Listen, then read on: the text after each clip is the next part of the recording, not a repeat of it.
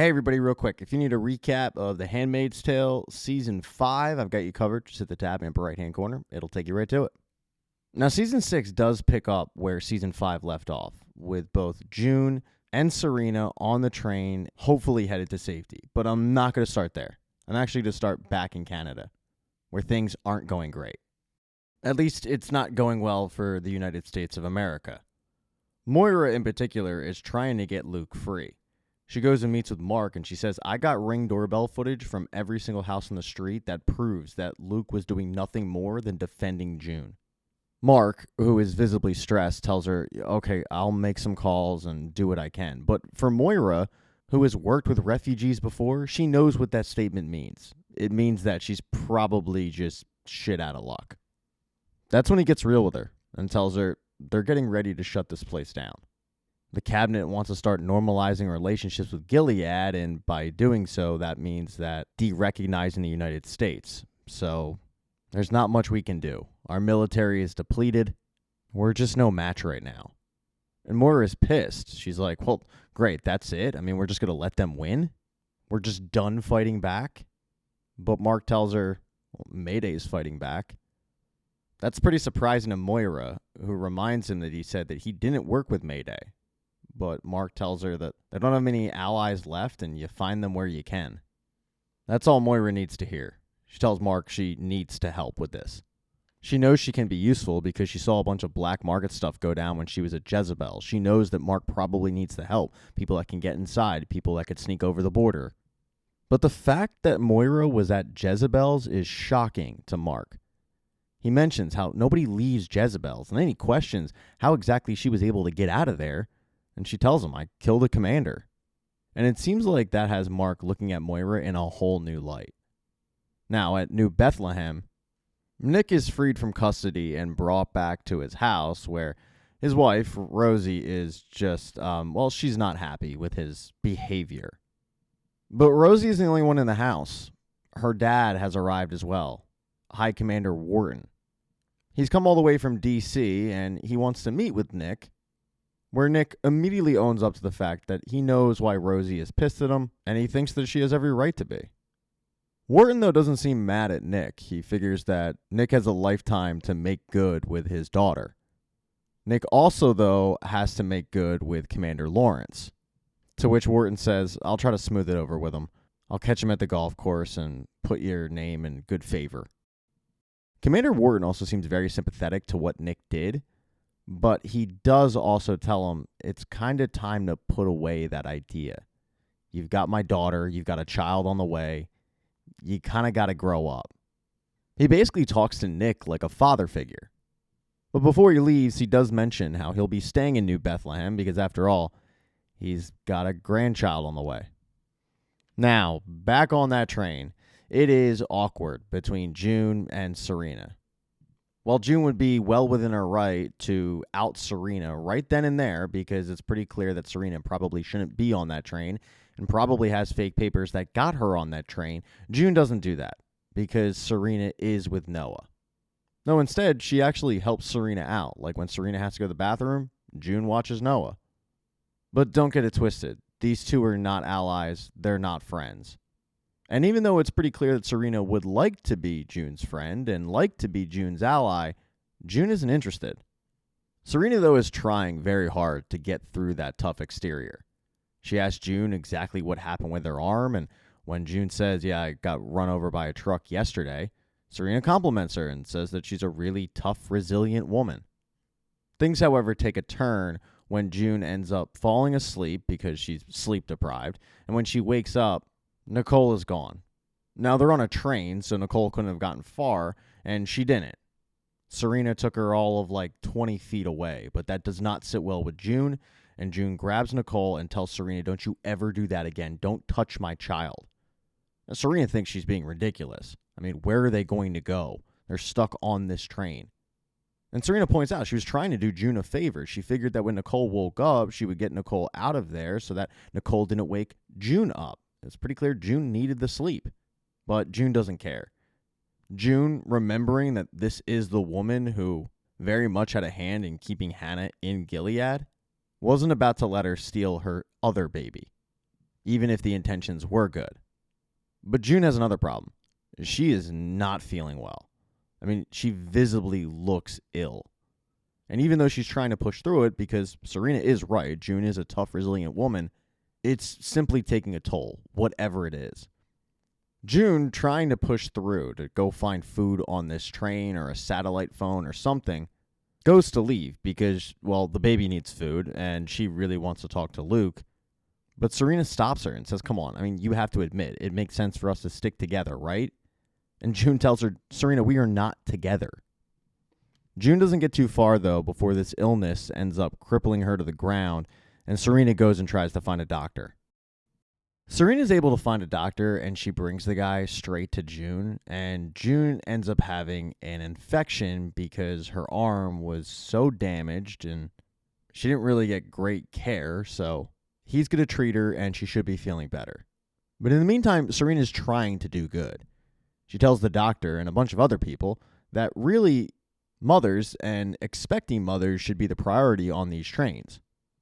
It's not something anybody is disagreeing with. And while Serena tries to be a good Samaritan, all the while June is kind of scoffing at this because it just seems like Serena is trying to make up for all the bad things that she did in Gilead. And June, knowing exactly who Serena is, just sees right through it. But the thing is, that's exactly what Serena is trying to do. She is trying to make good because she does see that some of the things that she did back in the day weren't the right thing. After June is treated, she is able to use a satellite phone to get in touch with back home. She's not able to talk to Luke, but she finds out the details from Moira of what happened to Luke and the fact that he's arrested. When June comes back, Serena inquires as to whether or not she was able to get in touch with Luke, and she says, no, I wasn't. He was arrested, and she fills her in on the details. Luke's being charged because the man that ran June over ended up dying, and even though Luke was defending his wife, that's not the way the law sees it. In that moment, Serena tries to be a friend to June and be an optimist and tell her that, everything will work out and her husband will get out and they'll be reunited and as a family and all that. But June says, Serena, do I need to remind you that Hannah is still in Gilead? She's still a prisoner? And that was, in fact, something that Serena did forget.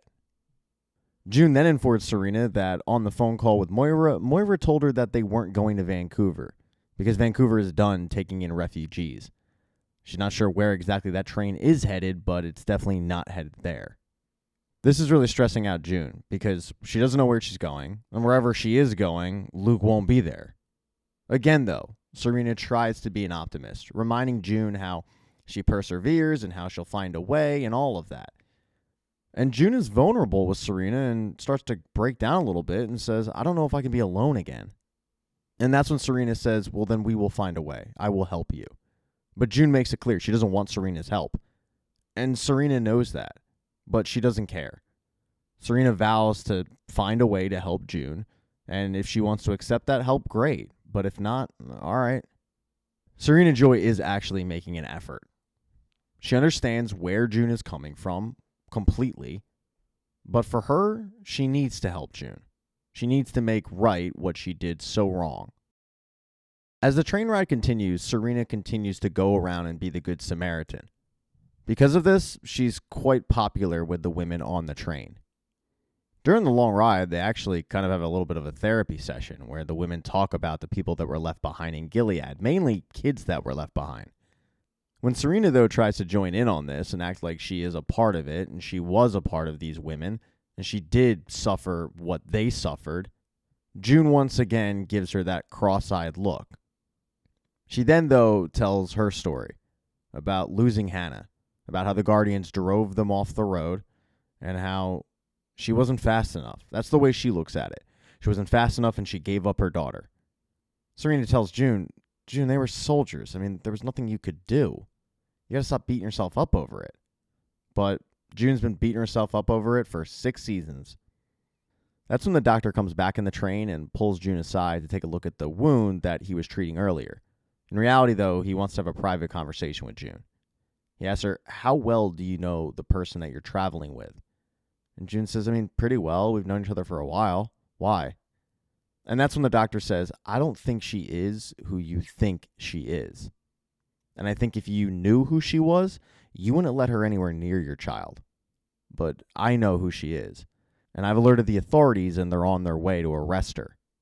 This is all out of earshot of Serena. And June looks back and sees Serena and sees Noah and asks the doctor, okay, fine, but promise me that nothing will happen to her baby, that her baby will be safe. But the doctor doesn't make that promise. Instead, he goes to examine Noah, but all while doing so, he starts telling a story about what he was back in Gilead, which is a doctor, obviously, but somebody who worked in the fertility clinics. And he starts mentioning how it was very rare you would ever see a woman in there. You would remember them. As he starts talking more and more, it becomes clear to Serena that this guy is talking about her, and this guy recognizes her. That's when Serena gets a little nervous and asks for her baby back, but the doctor continues, saying what was even more strange was when a commander would show up. And every once in a while, a commander would bring their wife. And every once in a while, that wife would actually have the best questions, and you'd remember her. At this point, Serena is in full panic mode, trying to get Noah back. And the doctor does give Noah back, but he says, he's really a beautiful boy, Mrs. Waterford. Serena Joy Waterford, that's you.